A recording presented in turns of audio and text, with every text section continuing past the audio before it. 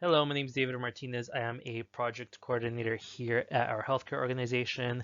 Yesterday, I received a disturbing letter from a patient alleging mistreatment here at our healthcare organization. So I quickly put together a plan of attack to address this letter, and I'm going to present you my thoughts in the following slides.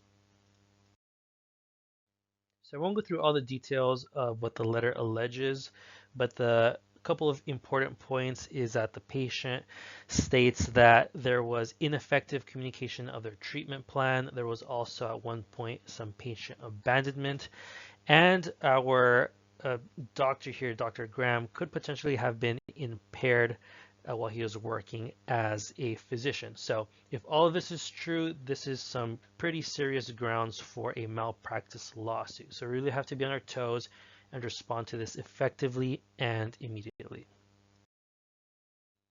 Okay, so what are we to do? I set a 5-point plan right here. First, we are going to report and document everything.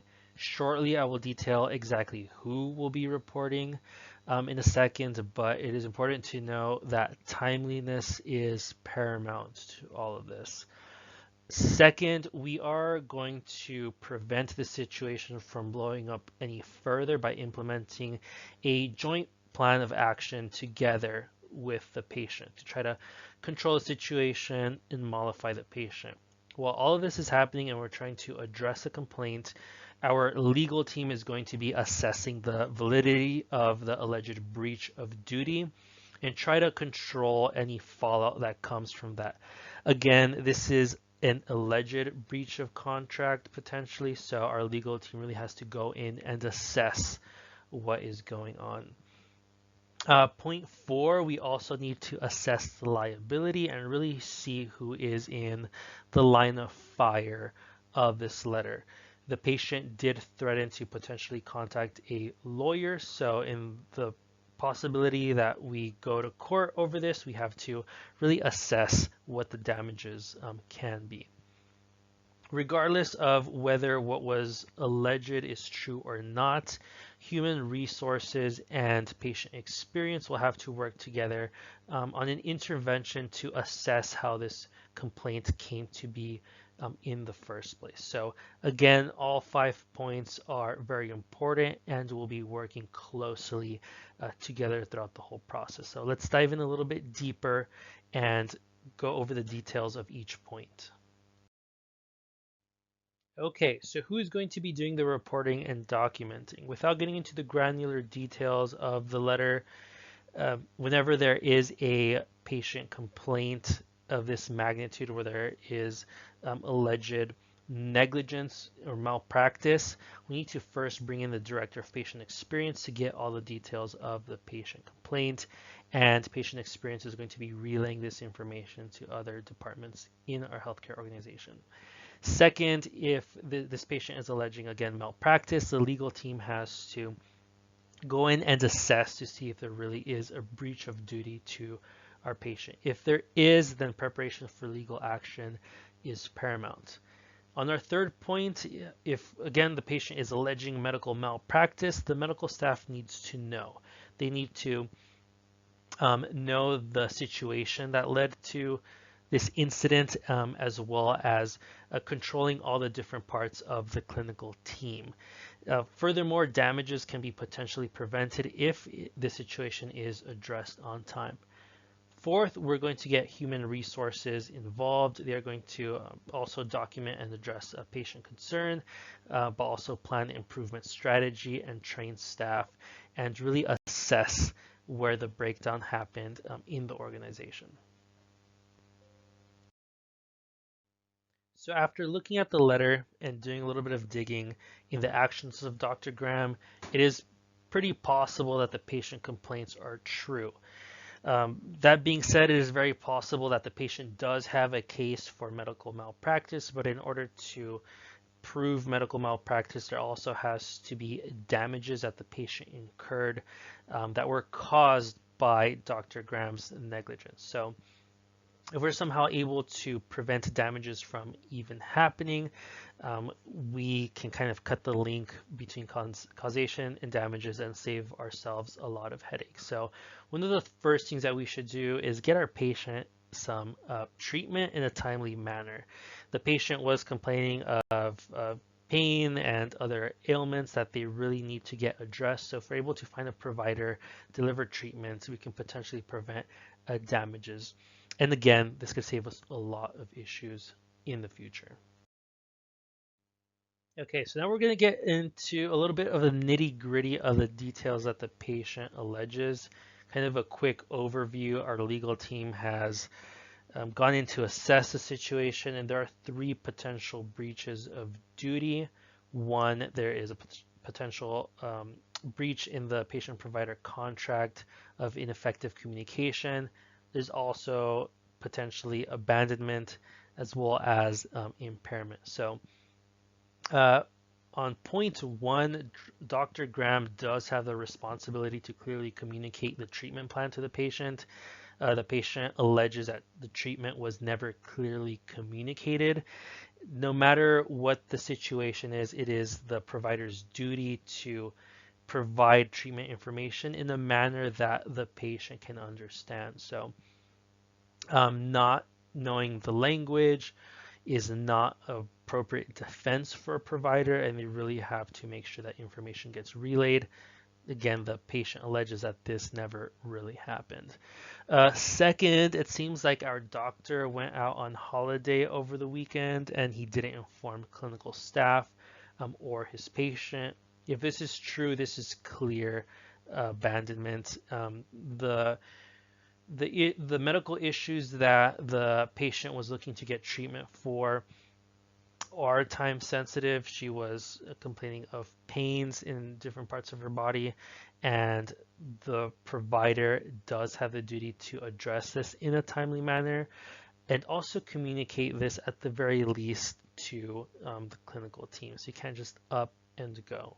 Again, this is in completely against the standard of care and what we expect from our physicians. Last, it seems like our specialist might have a little drinking problem. He may have gone on a little bender over the weekend and decided to skirt his responsibilities. Luckily, he did not perform a procedure while he was impaired. He could have gotten pinned for a reckless endangerment if that were the case. But however, if it is true, this does paint a very clear picture of medical malpractice. Furthermore, if the court decides that there is causation between these three breaches and any damages that incur from this point going forward, we are in an uphill battle to defend our organization and defend Dr. Graham. And overall, it could be a very difficult battle in courts.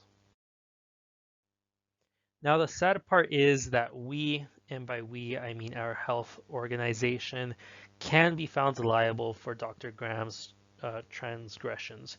Our organization does have vicarious liability for employees and to some extent independent contractors as well because of a parent agency, meaning that even if one of our doctors or contracted or independent contractors is found liable, for all practical purposes, they are representative of our organization, so we are liable for them. This kind of vicarious liability, specifically in an employer-employee relationship, is known as respondee superior. So throughout history, organizations have come to be more expected to really represent everyone that is working for them. And some of that logic is that if we are contracting or employ individuals who are bringing benefit to our organization and can claim their benefits for our own, we should also be able to claim any wrongdoings that they do. So just because Dr. Graham went rogue and has a drinking issue, we cannot just wipe our hands clean. We do have an important role as an organization. Specifically, we as an organization, we have to be careful of corporate negligence. Part of our role as an organization is to make sure that we are employing the right people to do the job well. One of the things that we could get pinned with is if we go back into our hiring records and assess that Dr. Graham did have a drinking issue, had issues in his medical history, in his licensing history, in his work history, and we don't address it, we could be held liable for not properly screening our employees. Furthermore, the clinical team can also be potentially be held liable. Dr. Jones, the primary care physician of our patient, he still has his initial duty of care to the patient. So just because he passed along the patient to the specialist, he can't wipe his hands clean either, whether he likes it or not, unfortunately or fortunately, whichever way you choose to look at it.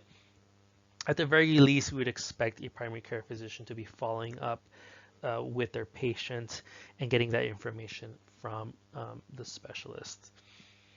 Furthermore, the other clinical care team, nurses and MAs, and the rest of the clinical admin team can also be held liable. As we've progressed through American history, hospitals or healthcare organizations have come to look at physicians less and less as silos and independent contractors and more part of a whole care team. Part of that whole care includes communication between different groups in that care team. So at one point, someone, most likely clinical admin, should have flagged this miscommunication and brought it to the attention of either Dr. Graham, Dr. Jones, or somebody else responsible so that this wouldn't fall in the crack. So again, the umbrella of liability is pretty wide, and even though we're not directly responsible for Dr. Graham's drinking issues, we could still be held liable. Okay, so last, what are we going to do? This could be a potential learning experience, whether what was alleged is true or not, but we do have some responsibilities to kind of fix this situation, address it, and make sure it doesn't happen again. So first of all, human resources would be one of our primary contacts. If Dr. Graham is found to have been drinking and that was the cause of his breach of duty, the Dr. Graham might have some protection if alcoholism is behind it, because he would be potentially protected under ADA. He would need to take a leave and get treatment. Afterwards, medical staff can reassess him to see if he's fit for the job. Again, this is a fine line. If his behavior is too egregious, then termination could be necessary depending on the history of HR in his organization, what they have done before in the situation. Furthermore, patient experience and medical staff will assess failures that led to this situation, and that includes improper documentation and communication. So new work plans would have to be implemented, and specifically medical staff would have to deal with Dr. Graham's appeal, final actions, or potential reappointment. Again, this is a learning experience, and we really have to assess how we got here in the first place. Okay, and those are the main points for this multi-pronged approach to dealing with Dr. Graham and this patient letter. Again, timeliness and thoroughness is paramount. And as the old saying goes, don't drink and practice medicine at the same time. Thank you very much.